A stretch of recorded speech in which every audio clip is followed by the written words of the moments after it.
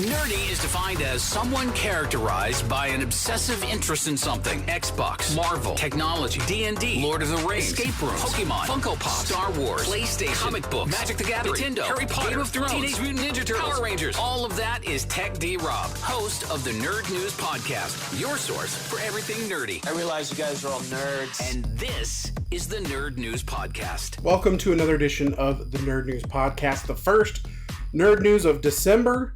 A lot more to talk about this week than last week, obviously, and then, been off for 2 weeks before that, so I had to bring a full Nerd News Podcast to you this day. So let's do what we always do and start with the quick hits. Available today, actually. Most of these are available today. A Highland Song on Switch and PC. Disney's Dreamlight Valley is on PS5, Xbox Series X and S, PS4, Xbox One, Switch, PC, and Mac. It's everywhere. Skater XL is on Switch. Sonic Dream Team is on iOS.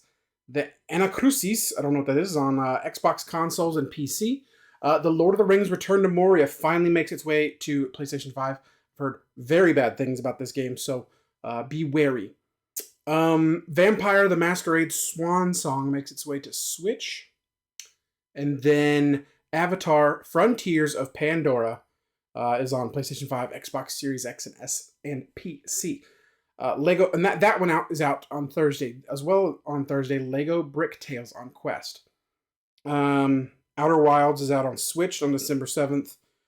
Terminator Dark Fate Defiance is out as well on PC. The day before on PC, and then Friday, Plumbers Don't Wear Ties, the definitive edition for current and next-gen Xbox and PC.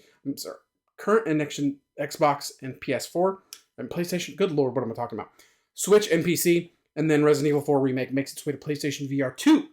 DVD-wise, Indiana Jones and the Dial of Destiny is out today. Also available on Disney Plus. I restarted my Disney Plus simply to watch this, and there's some stuff coming up this month as well, including Marvel What If Season 2. There's going to be a new episode every day starting later this month, and I'm pretty excited about it. Also out digitally, Pet Sematary Bloodlines, which is available on Paramount Plus, I believe. If you're already subscribed to that, but it is out digitally if you'd like to purchase it. And new in theaters this week is Poor Things and Eileen, and none of those are particularly large releases, so I don't really know much about either one. That is the quick hits. When we return, I'm going to talk about some Marvel stuff. A whole bunch of trailers hit the interwebs over the last week, and I'll give you quotes from two of Marvel's biggest stars about the future of Marvel. So we'll get into that next on the Nerd News Podcast. At TechD_Rob on Twitter, Instagram, and Twitch. More Nerd News Podcast next. Follow TechD_Rob on Instagram, Twitter, and Twitch. At TechD_Rob. This is the Nerd News Podcast. Welcome back. You can see my sweet New World Order Wolfpack shirt in all of its glory today. I don't remember if I had just this mustache on last Nerd News or if it was the one that came down to here, but I've trimmed it up. And I don't know, I kind of like it. And I got a new haircut as well. So, really styling over here. That's what I say. That's what I'm doing. But let's do some things in order here. So let's start with some Marvel. Kevin Feige has said he does not want to magically undo Iron Man's death. Now, this is hot off the heels of the rumor that instead of doing Kang, they're going to try and bring back the Avengers. Now, he's saying he won't magically undo Iron Man's death in the universe that the movies take place, but that doesn't mean there won't be Iron Man variants in other universes or other parts of the multiverse. So if you've watched Loki, well, I guess they're not variants. I don't know. It's very complicated, but if you've watched Loki, you know how that works. If you've watched Doctor Strange in the Multiverse of Madness, you got a brief glimpse in something called Multiverse of Madness. You'd think they'd go into more multiverses, but they don't.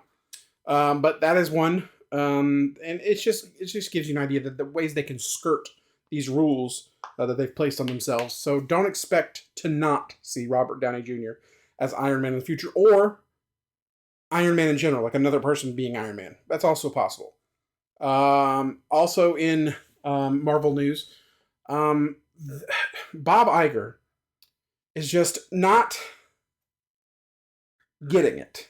So Bob Iger is the new Disney CEO, and he says the reason the Marvels bombed was that there weren't enough executives on the set of the Marvels. That's the stupidest thing I've ever heard somebody say. Executives being on the set of the DC movie, The Justice League, led us to the version of Justice League that we got. Not the Snyder Cut, which was infinitely better.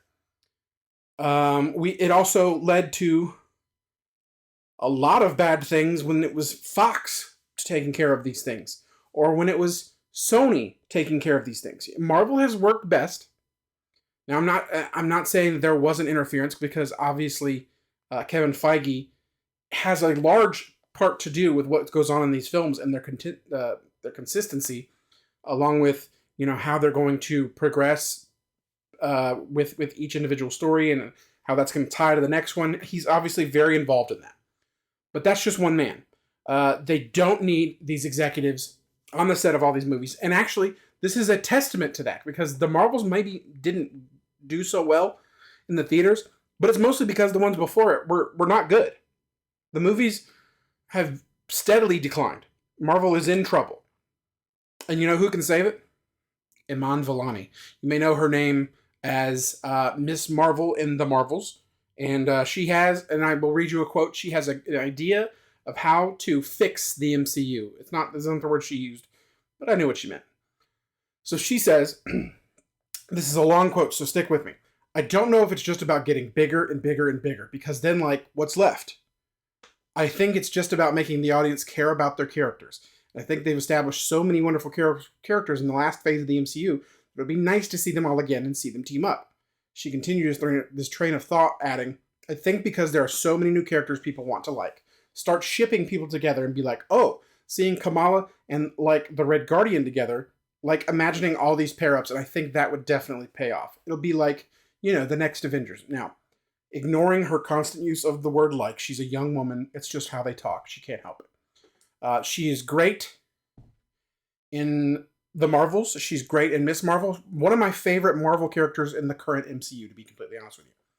And I don't think she's wrong. But I also don't know that she's not saying these things as a catalyst type situation. She already knows that's what's going to happen, and people think, man, she's got a good idea. And then when they start doing it, she's like, look, I told you once they did this, it was going to work. But people are just like, man, Kamala got it right. Or Iman Vellani. I guess I should call her by her real name. She might be, you know what? She's such a huge fan of the MCU. I doubt she would really care if someone called her Kamala or Miss Marvel. But that's her quote. So that's what she thinks can be done to fix it. And she's probably not wrong, but she also may be coached in that quote. She may have gotten some information about what's coming up. And she was probably told to say all right, here's the deal. This is what we want you to say. We want you to hype it up as much as you can. And say that this is how we fix things. Because this is what we're going to do. I maybe that's just the pessimist in me, but it just seems like what's going on here. And on that same note, let's finish up the Marvel stuff that I wanted to talk about here with a quote from Tom Holland about the future of the Spider-Man franchise. This is a quote. All I can say is that we have been actively engaging in conversations about what it could potentially look like for a fourth rendition of my character. Whether or not we can find a way to do justice to the character is another thing.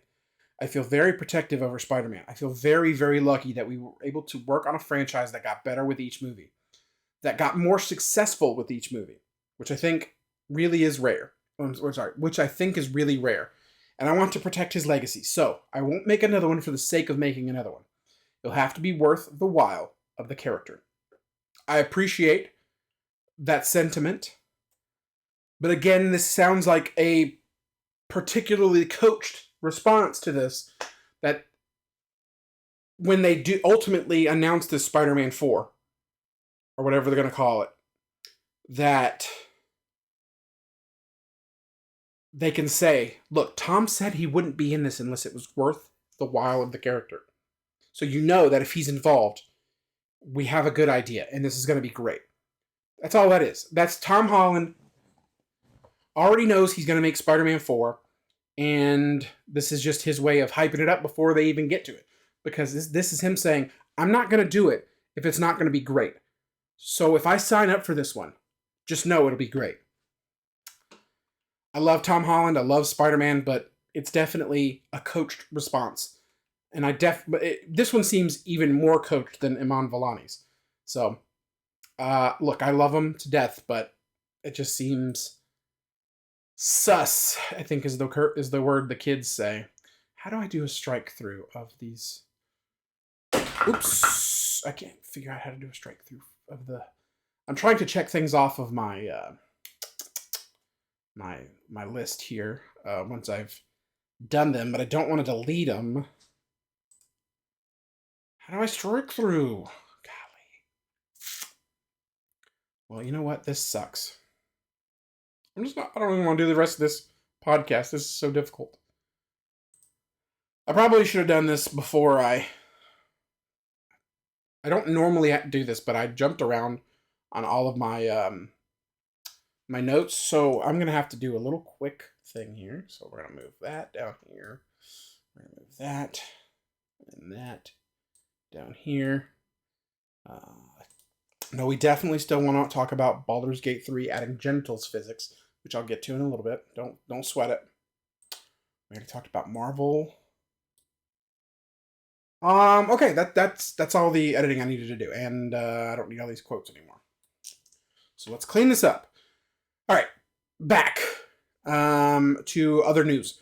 Fortnite had a wild weekend. I think it's called Chapter 5 or something like that. I don't know exactly, but there was a lot of things happening. There was an event where Eminem was doing some sort of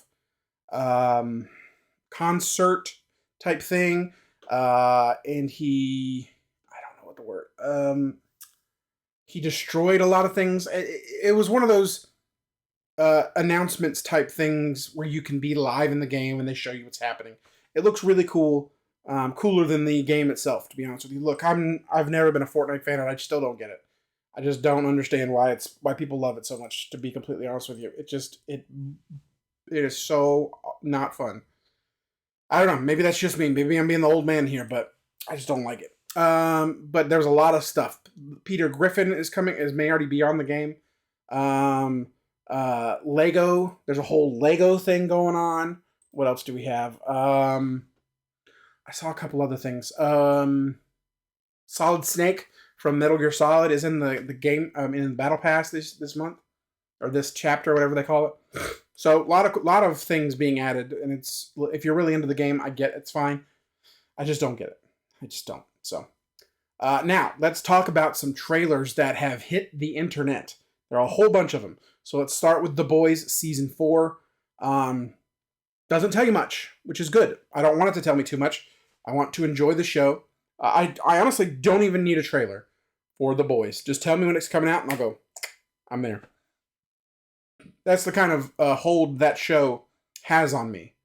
It's that incredible. It's my favorite show on Amazon Prime right now. I wrote HOTD, and I was like, what is that? House of the Dragon, Season 2. There's a new trailer for it. Again, another thing, just tell me when it's coming. I don't need a trailer. But it might, seeing some of it might get you hype. The most hype I did get from a trailer, from something that I wasn't 100% sold on yet, is Fallout. The main protagonist, I can't remember the actress's name, is dressed in a pretty standard vault suit. She breaks out of a vault. I mean, it has all the Fallout stuff in it. I find no faults in it. It looks great. It looks like dog meat's in it, or maybe it's just another dog. If you're not familiar with the Fallout games, dog meat was a dog companion. And it looks great. I mean, I can't wait to see it now. Another trailer that just hit the internet, Ted the prequel, is coming to Paramount Plus. Now, if you don't know what Ted is, it is a talking teddy bear voiced by Seth MacFarlane. Yes, the Seth MacFarlane who brought you The Cleveland Show, American Dad, and of course Family Guy is the one he's best known for. Now, Ted's very divisive, right? Like, if you like it, you love it. If you don't, you hate it. TJ said he couldn't sit through even 15 minutes of it before he had to turn it off. I don't know. I love Ted. Ted 1 and 2, I laughed my ass off at all of it. But, maybe I just have a juvenile sense of humor. I don't know. But last on the trailer list is Godzilla Cross Kong. Now, this will lead me into my next point about movies I plan to see very soon, because this is something that I'd lost a little hope for, in that being a, American version of Godzilla, or King Kong. Now, this needs to be prefaced by, I never finished watching, I think it's Kong Skull Island that has them both or something like that. But I need to get back to that, simply because I've heard good things and I just never got around to finishing it. But Godzilla X Kong, I don't know what that means, what you say the X as, Cross Kong, the New Empire, that's a trailer that I haven't watched yet, but they talked about it on the show today. And apparently it's Baby Godzilla, Baby Kong. Okay. I mean, I don't need to hear much else to be interested in it. But watch it at your own risk if you want to go into a movie not knowing something, which sometimes is a lot more fun. Now, I've done some of those screen unseen things, and they're a lot of fun, simply because you just don't know what you're getting into. And both of the movies I saw were great. There's another one coming up soon that I'm definitely going to hit up, and I can't wait to see what it's going to be. Now, for every good one they have in a row, the odds of the next one being good as well, in my mind, seem to go down. I don't know if that's makes sense to anybody, but that's just how I feel. Capcom says there are more Resident Evil remakes on the way. The first ones have gone over like gangbusters, as old people might say. But it's let's see, what games do I want on there now? Let's see. We need Resident Evil 0. We need Resident Evil Code Veronica. I wouldn't hate a Resident Evil 5 and 6 remake. What else do we need? There are other Resident Evil games that I've just... Excuse me. That are escaping me right now.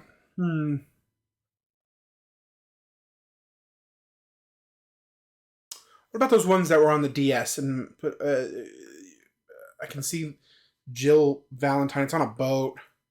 Maybe we need to remake that one. Maybe it already has been, but... anything Resident Evil, I'm in. That's one of my favorite game series of all time. Sorry for that long pause. I thought I had more on the tip of my tongue, but they just never came to me. And I briefly mentioned this a second ago, but I plan to see the new Godzilla -1 movie. It is it is not American made. It is a Japanese Godzilla movie. So it's definitely made with a lot more care than the American ones. And it's their subject. They started the King Kong movies. Let them handle it. That's the way I feel.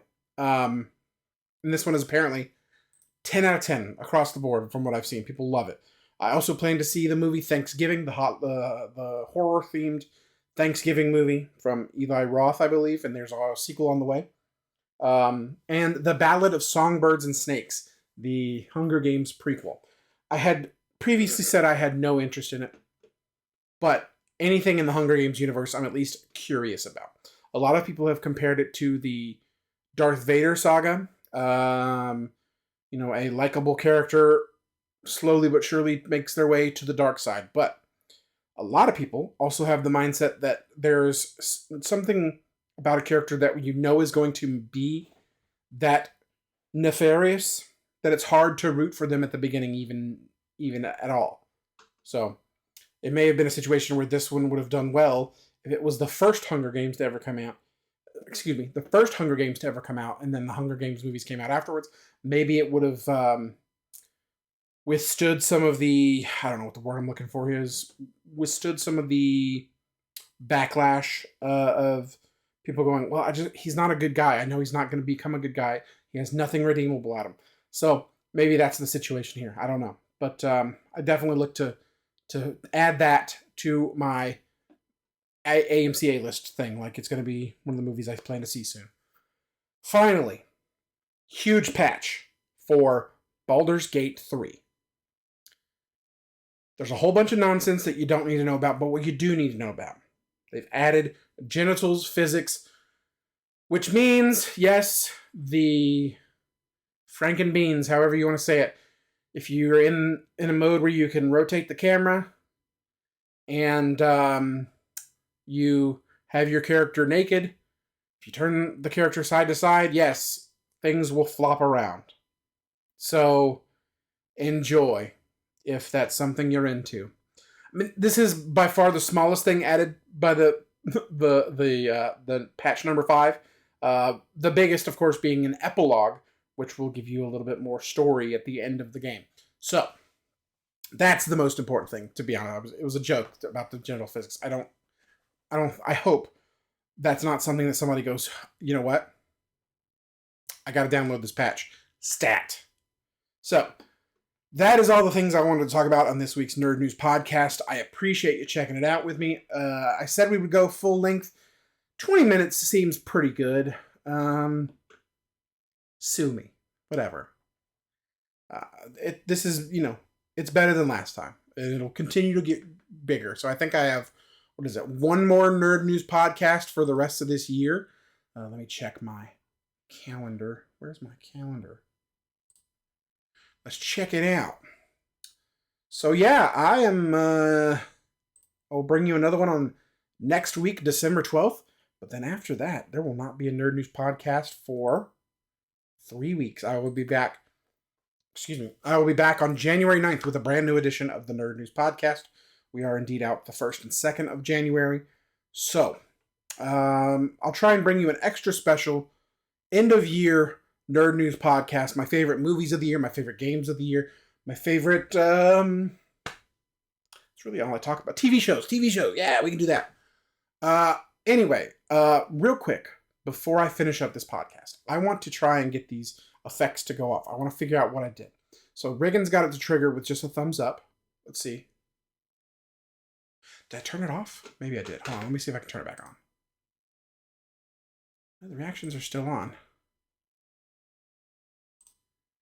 Okay, I'm just pressing the button for these now. Let's see. There's a thumb up. Thumbs down is another one. Let's see. Does this trigger something? Yeah, fireworks. I don't know what I could do to trigger this one. Nope, that's not it. A rainstorm is another one I can do. What is it? Do you have to pretend like it's raining? Nope. I'll never figure it out. Party confetti.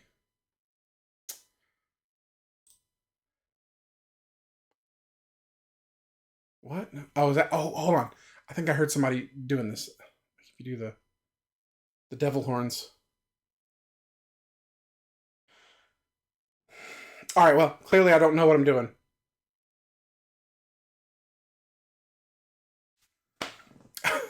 If you're listening to the audio version of this podcast, I'm sorry. I'm probably actually going to cut this early on the audio version, but thank you for joining me on the Nerd News podcast. I will see you next week.